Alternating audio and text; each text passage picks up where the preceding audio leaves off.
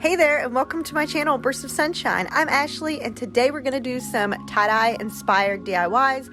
None of these require using any actual dye or anything like super messy. They're super cute and easy, and they're all made with things from the Dollar Tree. So, if you're interested in these kind of crafts, check out my channel, subscribe so you can see every time I post a new video, and let's just get into these DIYs. Let's go. We're going to start with a napkin holder from the Dollar Tree. Mine always has like a boatload of these metal ones, and I'm probably going to make more of these guys. I also found these yarns at the Dollar Tree, and they're like super soft, like a plush like yarn. I don't know if it's the type of yarn. I'm not really sure, but I just got 3 different colors kind of to go with the tie-dye inspired look. You can get whatever colors you want. You can use the yarn that fades to different colors. That would also be super cool, but I just really love this color scheme. If you guys haven't noticed, I use this color scheme a lot, so I thought I would use this. I'm going to take some hot glue, and I'm just going to glue the ends of each yarn to the inside of my little napkin holder. This is just going to be where my tie-dye look is going to start. This is kind of going to be a tie-dye rainbow. I wrapped my yarn around my napkin holder a bunch of times just to kind of eyeball how long I would need this to be, because I did need it to be cut. If it's not big enough, you can always cut another piece and, start gluing from the back again, and you won't even notice the transition. Mine just happened to be perfectly cut, guys. It was totally like just me winging it, and it turned out perfect. So now, using a little more hot glue, I'm just going to secure my yarn there on the back of this, and that gets it kind of started. So the front is really the part I want to look pretty. I don't as much care what the back looks like, but that's just kind of going to keep the yarn secure and from moving. So I'm going to wrap my yarn around the front, glue it down, and then I'm going to pull it through this little hole. You can cover this hole if you want to, but I'm kind of going for a rainbow tie-dye look. And so now I'm just going to continue wrapping my yarn around this little rainbow looking area using hot glue on the middle pieces to hold it down. So as you can see, I'm just feeding it through the hole and then wrapping it around, adding a dab of glue on the top, and then I'm just going to keep repeating that all the way around until I've covered this entire piece. Now, I did end up having to overlap some of the pieces just so it would look kind of straight, but you can't even tell. So in the middle, on the top there, a lot of those pieces are like on top of each other.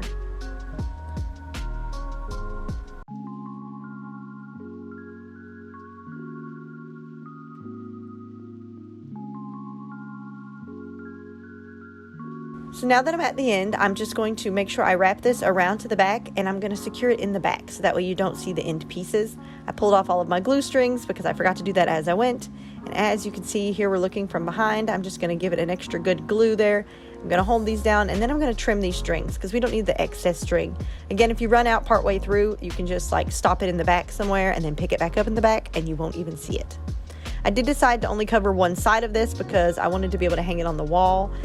You can do both sides if you plan to have it out as like a book stand, like on your bookshelf. A bookend, that's the word I'm looking for. But as you can see, you can set this on a desk and set books on it, or you can also hang it on the wall. You can put it on a bookshelf. You can put this anywhere you want. It's just a cute little decorative thing that you can set your books in. This can also hold vinyl records or anything else you want it to hold. I just personally am a book lover, so I'm going to use it for books, but you can use this for anything you want. Here it is hanging on the wall. Mine holds about 2 average size books. Again, records, books, anything you want to stick in this thing. It's super cute. I kind of love it. It might be my favorite.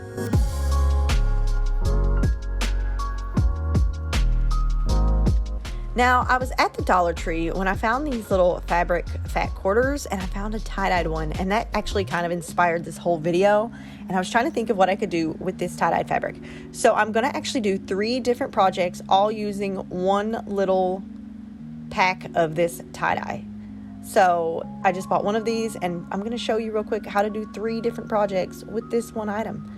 First, we're going to start off with a picture frame. Again, as you guys know, I got this at the Dollar Tree. I kind of liked the shape of it, how it had the big space at the bottom that would really showcase this tie-dye. So now I'm going to use some white paint to cover up the image that's already on the frame, like all of the little graphics. I wasn't going to do this, but my tie-dyed fabric is very thin. It's kind of cheap, and you don't want to see like a random graphic of a dog through it. So I did do a quick, very light coat of white just to kind of give me a clean base. It doesn't have to be perfect because it's just so there's nothing weird peeking through your tie-dye. Next, I'm going to use a pen, and I'm going to trace out the shape of my frame on my tie-dyed fabric. I'm going to use some scissors, and I'm just going to cut that out. It would have been easier had I used bigger scissors, but I ended up using my Cricut scissors because they're my favorite. So Now that we have our fabric to the size that we need to fit our frame, I'm just going to hold it down really tight, and I can kind of see in person where the frame is, but you can feel it if you can't see it. And I'm just going to use my pen and I'm going to mark the square off where the frame is, like where the picture will go, so I can cut that out as well. There's probably an easier way to do that, but that worked out super easy for me. But however it works for you, just cut out the place where the picture is going to go.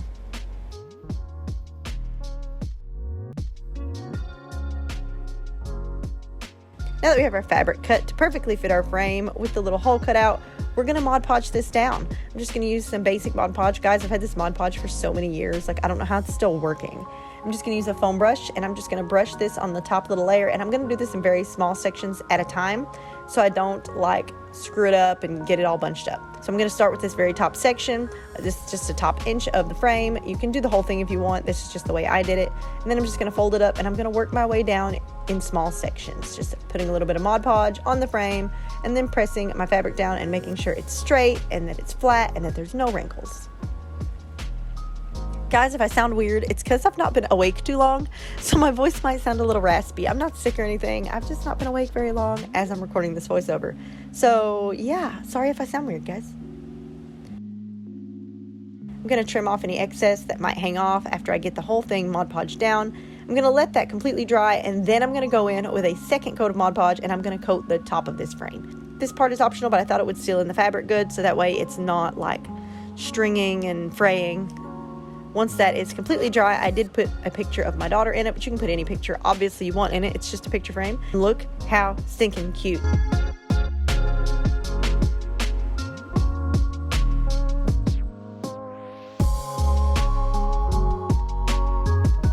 So now I found this headband, and it's got a pretty wide base there, which I really liked. So I'm going to use this to make us our own little cute tie-dye accessory using that same fabric. So first I'm going to take some scissors, and I'm just going to cut the end of this fabric off so I can slide the actual plastic headband out of the fabric. Not gonna lie, I really loved this headband as it was, and I really wanted to kind of keep it for fall. I might go back and buy me another one, but anyways, I wanted to use this one for a tie-dye. It has a really nice wide band. It's just a hard plastic, and it's going to be perfect to make the cutest little headband. So I'm going to lay out my fabric, and I'm going to put my headband on it, and I'm just going to see how long I need this piece to be, and then I'm going to cut it, and I'm going to, kind of eyeball how wide I want it to be. I want it to cover the entire top of the headband and then wrap around. So I cut it to make sure I had a little bit of extra space on each side to wrap into the underside of the headband. Now using hot glue, I'm just going to put a little bit on the end of my headband, only about an inch or two, and then I'm going to press that down onto my fabric right in the center, so that way again it can fold over each side to the under part of the headband. Now I'm going to basically do the same kind of thing I did with the frame, working in small sections. I'm going to move up the headband, putting just a little bit of glue at a time and making sure I press down my fabric completely so that there's no wrinkles and lumps and bumps. Hot glue dries pretty fast, so this is a very quick project. This is probably one of the easier projects that I did. I was a little intimidated by it, but it was so easy. Once I have the entire top of the headband completely covered with my fabric, I'm just going to fold the little ends in first, like the very tips that go behind your ears. So what I'm doing is just adding a piece of hot glue, and then I'm just folding the fabric completely over, and I'm going to do that for both sides.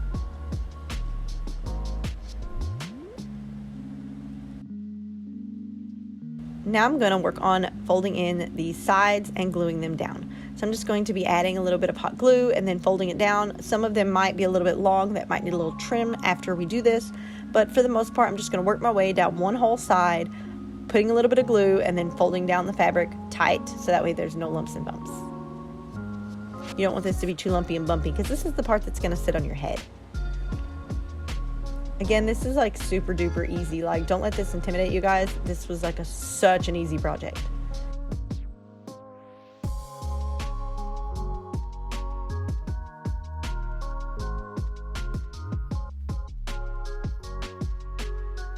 I did take some scissors. I trimmed off a little bit of excess because I thought I was going to have way too much that was going to fold all the way over. So I kind of eyeballed it and just trimmed it off. I just needed enough fabric to really fold over like a ½ inch onto the bottom of my headband. So I'm glad there was a little bit too much fabric, because I'd rather there be too much that I need to trim than not enough and have big gaps.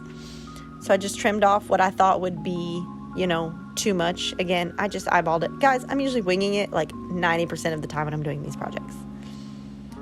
So now I'm going to take the hot glue and I'm going to repeat what I did for the first side for the second side. I'm just going to add a little bit of glue, fold over the fabric, hold it for a few seconds until it dries, and then I'm just going to make my way down the headband, folding over all of the fabric and gluing it down.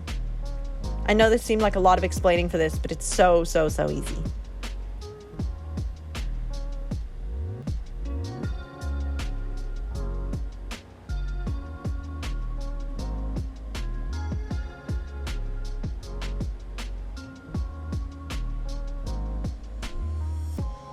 As you can see, there is a small gap in between my fabric on the bottom side of this, but it's not that big a deal because no one's going to see the underside of your headband but you. So that's not like a super huge deal if your fabric doesn't like completely cover itself. I might have just trimmed it a little bit too much there.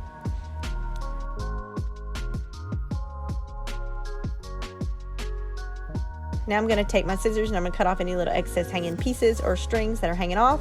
And there you go. We have a beautiful tie-dye headband. Look how cute this thing is. Guys, I loved this headband. I love how it turned out. I think it's so cute. And it was so easy.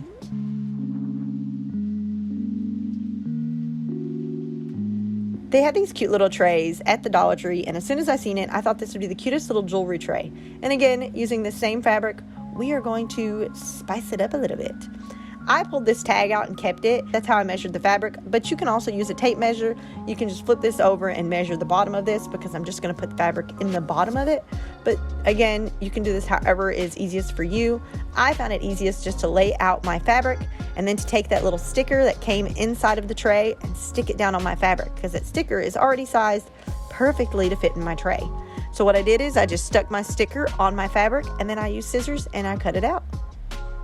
This seemed just easier for me, but if you prefer to measure it or do it any other method, that is totally fine as well.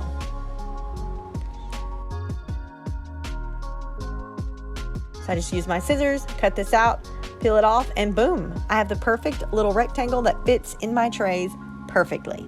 As you can see, I'm just going to set it in here to show you guys. I'm not going to attach it yet until I get them all cut out. So then I'm just going to repeat that because this is a sticker, it just sticks right on my fabric. That made this so easy and convenient. I didn't have to worry about it moving while I was cutting it. This was actually probably one of the best things they could have done for me was put this weird little sticker in this tray. So again, I've cut out my second one. I'm just going to drop it in there just to give you an idea. And then we're going to move on to the very last little square. I really loved all of the projects I made with this fabric and I still have quite a bit of it left. I'm so excited.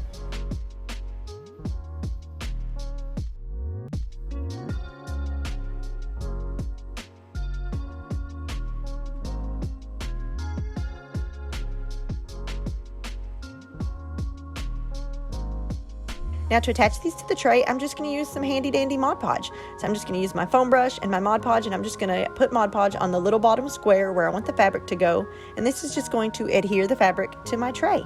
And then I'm just going to put my little piece of fabric in there and I'm just going to rub it down a little bit, you know, kind of smooth it out so there's no wrinkles, no lumps, no bumps. And then I'm going to move on to the next one.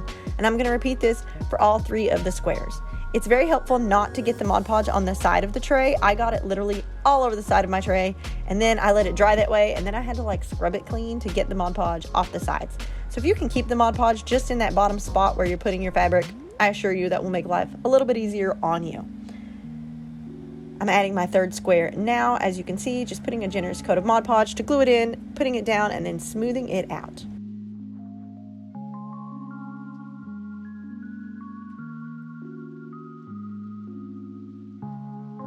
Once that is dry, I'm going to go back in with another coat of Mod Podge in case something spills on this. You don't want anything to stain the fabric, so I'm just going to add just another little coat of Mod Podge on the top of my fabric to seal it in nice and good.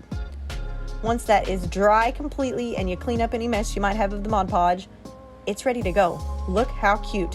I absolutely love this. It is the cutest jewelry tray. It was so easy.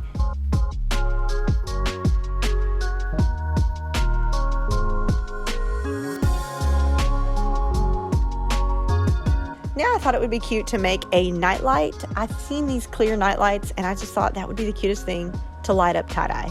So I decided just to use some markers because again, we're not using any actual tie-dye in this video and I'm just going to kind of draw my own tie-dye. As you can see, I'm kind of going to make a swirl effect, and I'm doing this by just making a bunch of random lines, like just a bunch of random marks, but I'm doing it in a swirl pattern. Now, I know you guys can't really see this very well, but I'm going to put like a piece of paper under it here in a minute so you can see better, but I'm just essentially making lines in a swirl pattern to kind of look tie-dye. Started with pink, and then I'm going to move on to blue. You can use whatever color scheme you want and make whatever colors you want. This is just the colors I tend to kind of lean towards. So now I'm going in with blue, and I'm just going to do the same exact thing, but I'm going to go along the side of the pink so they're kind of connected. So now just going around in the same swirl shape right up against the pink, I'm doing my line of blue lines, and this is literally just me making a bunch of like scribble lines next to each other over and over again. I did go in and add a little bit of pink to go on the outside of my blue there. And now we're moving on to the next color, which is green. In this clip, this does look kind of yellow. It's a little more green in person, but again, use whatever colors you want to use for yours. This is just a kind of easy, mess-free way to do your own kind of fake tie-dyed. So now again, I'm just going all the way around in the same swirl pattern, making a bunch of little bitty lines. Finally, I'm adding yellow. I kind of wish I hadn't done the yellow next to the green because they're so similar in color, but it still turned out super cute, so I'm not mad about it. Again, same process. This one's going to be touching the pink, and it's going to be touching the green because this is our last color. And again, I'm just going all the way around. So now I have these corners that I didn't do. I'm going to go in with the colors in the order that I did them. Like next to the yellow would be the green, and next to the green would be the blue. And I'm just going to touch up the corners to make sure that every piece of my little square is tie-dyed. You could totally coat the top of this with Mod Podge if you want, so that way it doesn't rub off or smear. And there you go. You have a cute tie-dye inspired nightlight that when you light up, it's going to be all cute and tie-dye looking. It's going to be totally colorful, totally cute, and totally customized just for you.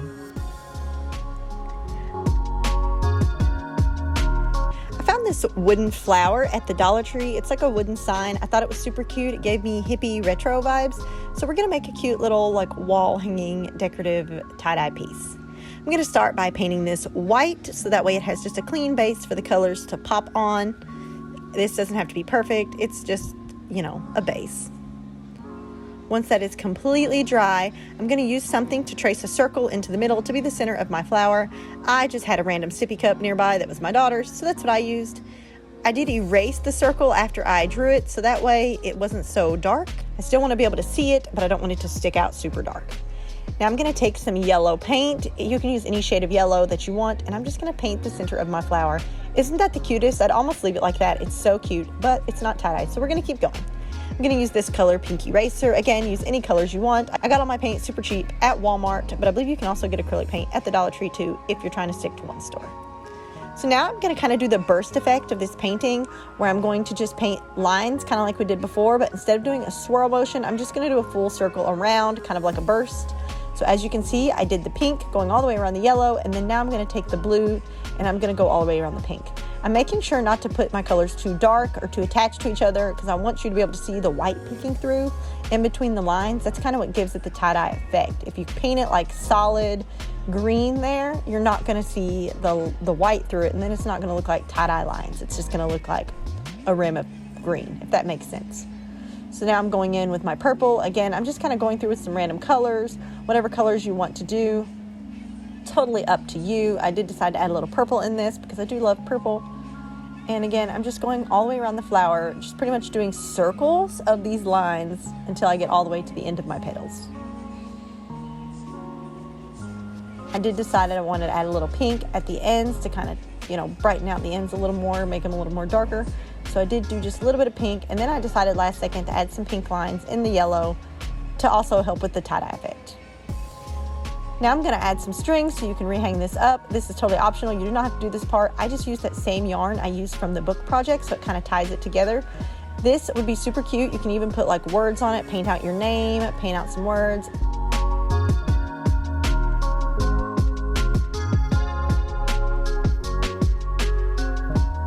I think these DIYs all turn out so cute. I love the color. I love tie-dye.